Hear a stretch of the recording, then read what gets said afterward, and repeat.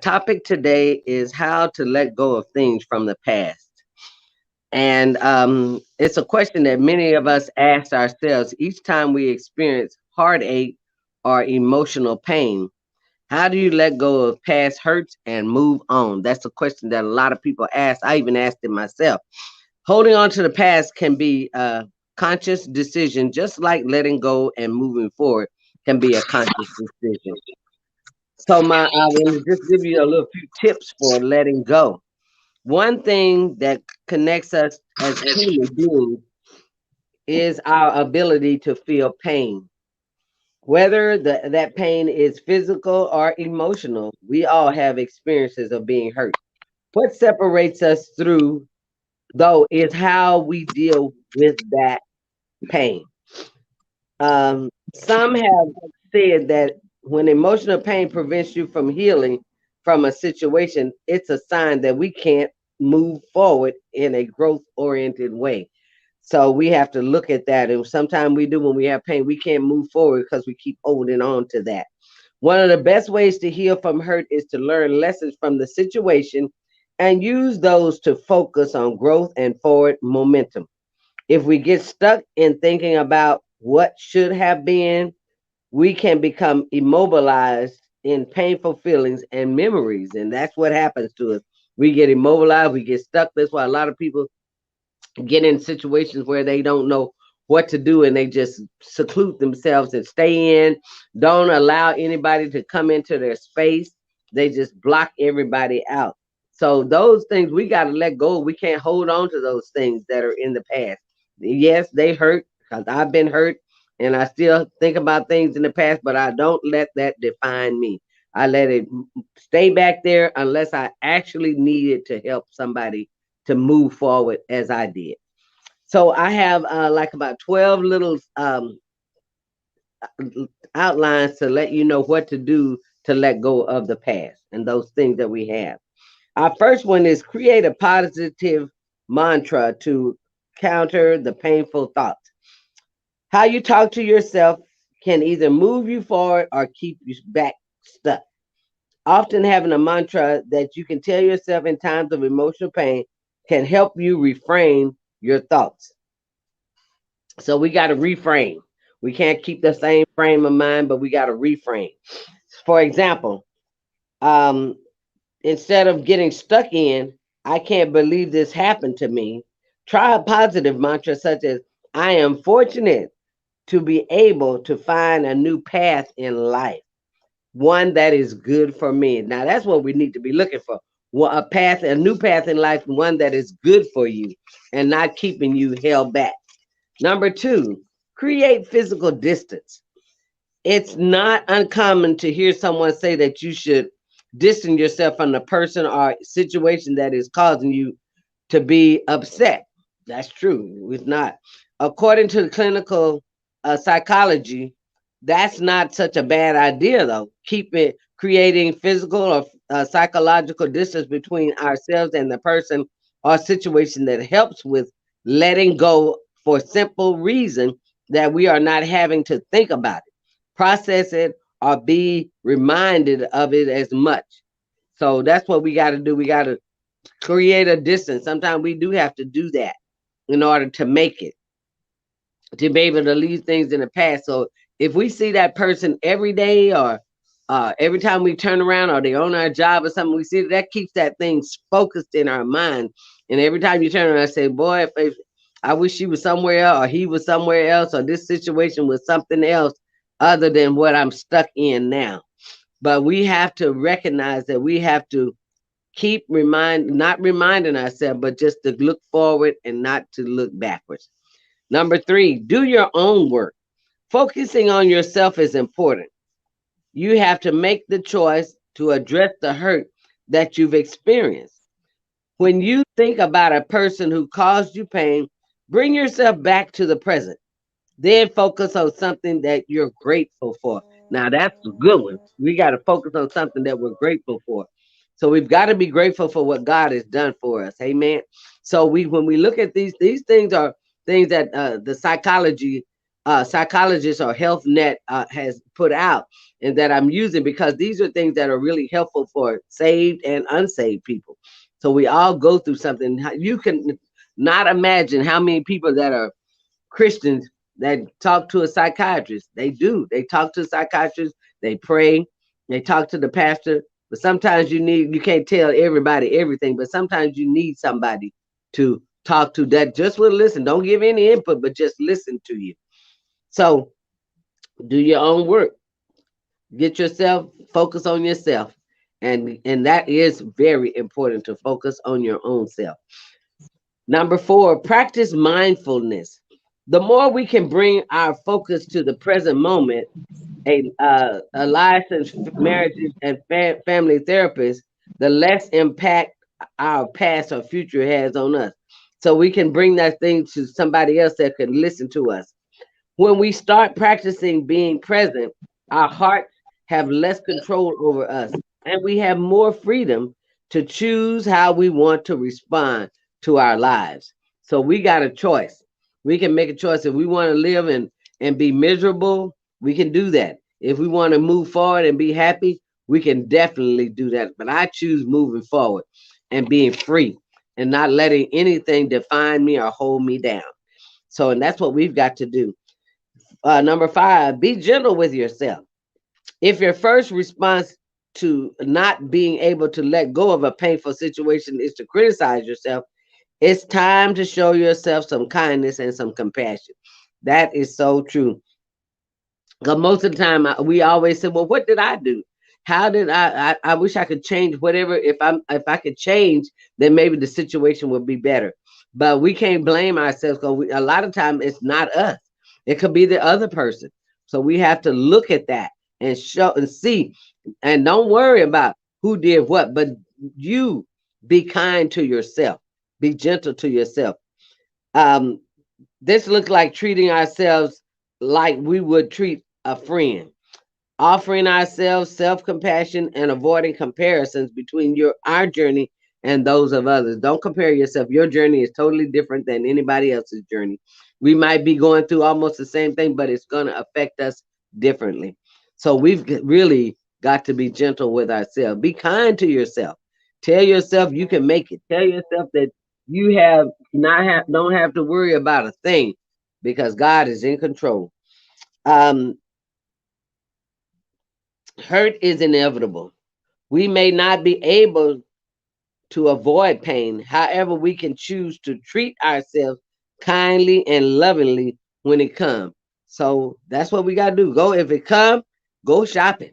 Go to the restaurant. Get you something. Go drive down the highway 50 miles or something. Just relax. Sit at the park. Go to do some things. Be kind to yourself. Be gentle to yourself so that you can focus on yourself, not on that situation. Because I tell you, them situations that have you going crazy. So you got to know what to do, when to do it, and at that right time. Number six, allow the negative emotions to flow. We got to let them flow. Negative things, they come, but we got to let them flow. Let them go on and do what they're going to do, and then get on out the way. If your fear of feeling negative emotions is causing you to avoid them, don't worry.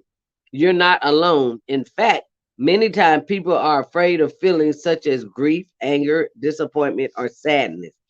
Rather than feeling them, people just try to shut them out, which can disrupt the process of letting go. You see that? You gotta feel them. Let them come on in there and let that pain, let it cry, whatever you have to do. These negative emotions are like riptides. Let them flow out of you. It may require mental health intervention, but fighting them can leave you stuck. So don't fight to hold them back. Let them go. Let them flow like they're supposed to. And then once we let them flow and you loose, I write letters. Sometimes I wrote a letter when a situation came up on me. I couldn't deal with it. I was crying every day, saying, I don't know why this happened, what happened. I want this, I want that. But once I wrote a letter, I didn't give it to anybody. I just wrote the letter and wrote down all my emotions and how I felt. And then I let it go.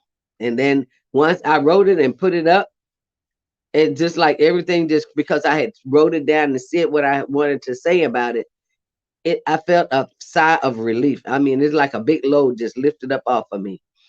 So that's the one thing that you can do. That's just what I did, and it really worked.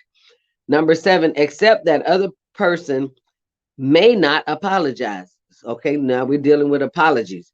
So a lot of times you run up on people that are angry with you. They may not apologize. They blame you for this, and it might not be your fault. It could be their fault. But if you did it, they won't don't want to apologize. They may not apologize. So waiting for an apology from the person who hurt you will slow down the process of letting go. If you're experiencing hurt and pain, it's important that you take care of your own healing, which may mean accepting that the person who hurt you isn't going to apologize. So you got to remember that. Something that a lot of people are not going to apologize. So we have to allow that to happen, and we may not they may not apologize. We have to accept that, but it's not going to be on you, but it's going to be on them. They are the ones that's going to suffer in not apologizing, not accepting forgiveness or whatever, or if not allowing asking you to forgive them for what they did. Don't worry about it. God is the one that's in control. Number eight, engage in self-care. When we are hurting, it often feels like there is nothing but hurt. Practicing self-care can look like setting boundaries, saying no, doing the things that bring you us joy and comfort, and listening to our own needs first. Engage in self-care, your own care. The more we can implement self-care into our daily lives, the more empowered we are. From that space, our hurts don't feel as overwhelming. So if we do self-care, our hurts don't feel overwhelming. When they come up, you can say, "Oh Lord, there you go again." And pass it, push it to the back, push it out of the way, and keep going and ask God to take it from you. That's the main thing, asking God. Surround yourself with people who will fill you up. That's number nine. This simple yet powerful tip can help carry you through a lot of hurt. We can't do life alone. We can't expect ourselves to go through our hurts alone either. We can't accept ourselves to go through our hurts alone either. Allowing ourselves to lean on loved ones and their support is such a wonderful way of not only limiting isolation, but reminding us of the good that we that is in our lives. So we have good in our life. We have family, we have friends that stand with us, and we can depend upon them. They're not gonna take and put your business out in the street, but they're gonna be there when you need them. You don't even have to see them. Just call them up or whatever, and they'll be there even on the phone. They don't have to be in your presence, but do surround yourself with people that will fill you up with positive and not negativeness. All right. Number 10, give yourself permission to talk about it. Now that's something. You got to give your own self permission to talk about it. When you talk about it, it does help. If you talk to somebody that's just like, it helps. When you're dealing with painful feelings or a situation that hurts you, it's important to give yourself permission to talk about it. Sometimes people can't let go because they feel they aren't allowed to talk about it. This may be because the people around them no longer want to hear about it, or are embarrassed or ashamed to keep talking about it. So we can't be like that. A lot of times people get tired of hearing what you're talking about, but they need to recognize. And I have often recognized. Sometimes I say, "Boy, they talk about that all the time." But that's a thing that they haven't been able to let go. That's like my daughter. She keep talking about some of the things that happened in her life over and over. But lately, she wrote. I told her to do what I did. Write a letter to yourself. Write a letter to me. If you're mad at me, write a letter to me. And she wrote the whole thing down. And boy, she haven't complained about that thing. She complained about some other stuff, but she haven't complained about that thing anymore.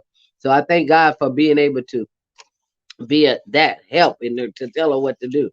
But talking it out is important. That's why finding a friend or a therapist who is patient and accepting as well as willing to be your sounding board. So we do need people to be a sounding board for us. And I have my friend here, Miss T. She's my sounding board. And our church mother, Mother Wilson, is my sounding board. And also my cousin Shirley, she's my sounding board. I tell you now, she's my real sounding board. So I can talk to her about a lot of things. So my number 11 is give yourself permission to forgive. Since waiting for the other person to apologize can stall the process of letting go. You may have to work on your own forgiveness.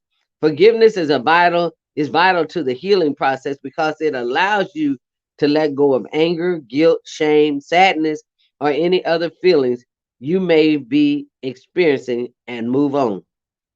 So I wanted to read a couple of scriptures and just dealing with letting go of the past.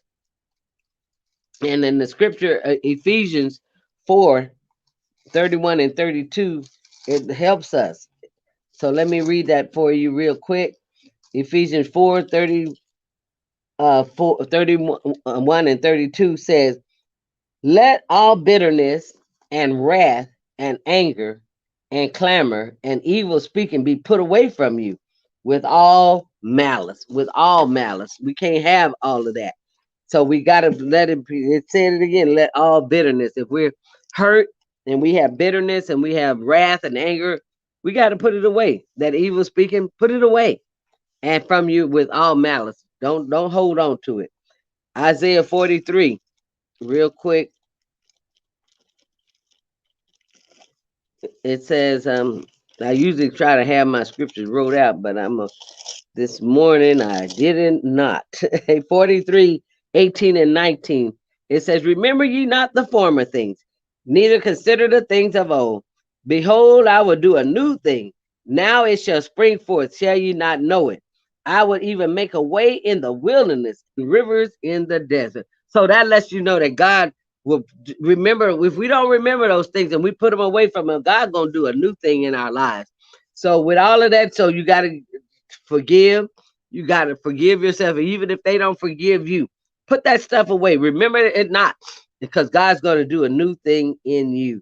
Amen. In Romans 8 and 28, and I have one more after that. I'm just so grateful to be able to be on the line. This time I've been going through physical therapy and work and all of that, but you know what? I thank God for going through and whatever it is that he wants me to do. And now it's my turn. Amen. In Romans 8 and 28, it says, and we know that all things work together for good to them that love God, to them who are the called according to his purpose. So when you're going through something, that past life that you have, you want to let go of the things from the past, remember what he said, and we know that all things work together for the good to them that love God, to them who are the called according to his purpose. So he has a purpose in your life for everything that you do. And those of you that don't know Jesus Christ, you can seek some professional help. So if you're struggling to let go of a painful experience, you may benefit from talking to a professional. Sometimes it's difficult to implement these tips in on your own. You need an experienced professional to help guide you through the process. And so my guide is Jesus Christ. I follow these. Sometimes these things they help, and as living here in today's world in the time that we are. We haven't gone on to be with the Lord yet, but these things are some tips that will help us and even show us how that we can let go of the past. Those things that hurt us, people that hurt us. We may not never get over it, but we can let go and remember those things, but they can help somebody else along the way.